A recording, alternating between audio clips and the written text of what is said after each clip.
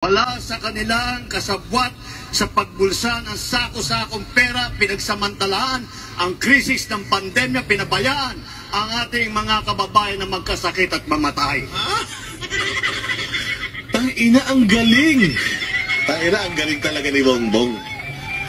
Sako-sakong pera daw ang ibinulsa. Nino!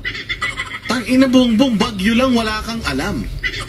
Hindi mo alam kung paano susolusyonan yung baha at bagyo sa Pilipinas. Putak, kung ikaw ang presidente ng Pilipinas nung pandemic, sigurado ko patay na lahat ng Pilipino sa sobrang kabobohan mo. Paalala ko lang ha, Bongbong ha, meron po tayong krisis noong pandemya.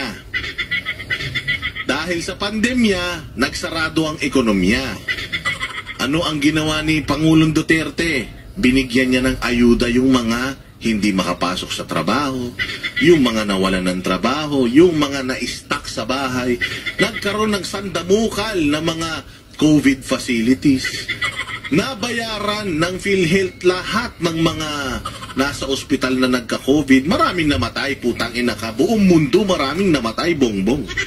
Hindi lang sa Pilipinas. Kung makapagsalita ka, kala mo naman sa Pilipinas lang marami namatay. Punta ka sa India, punta ka sa Spain, pumunta ka sa Japan, ang dami ding namatay dyan sa Singapore. Pero, saradong ekonomiya, tinan mo sarado ang ekonomiya, walang perang pumapasok, nakapagbigay ng ayuda si Presidente Duterte. Nangutang ba siya para sa ayuda?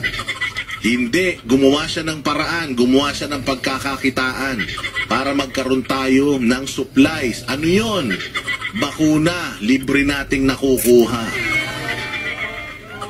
Habang yung ibang mga bansa, katulad ng Amerika, nagsara, hindi lalabas ang bakuna, sa atin muna. Si Pangulong Duterte nakipagkaibigan sa mga bansa para makakuha ng bakuna. Maiturok, putangin na mo, pati ikaw nga, tinurukan eh. Pati nga mga pamilya mo, tinurukan libre. Makapagsalita ka.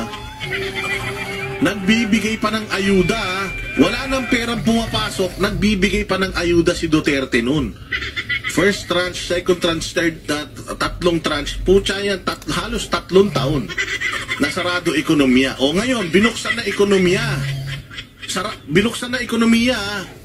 Nung ikaw naging presidente, open na lahat. Bukas na mga mall, bukas na mga opisina, balik na sa normal ang mga tao. Pucha, yung ayuda, namimigay pa rin kayo? Namimigay pa rin kayo ng ayuda hanggang ngayon? Tapos na yung pandemya, namimigay pa kayo ng ayuda, mga kumag kayo? Yun ang corruption.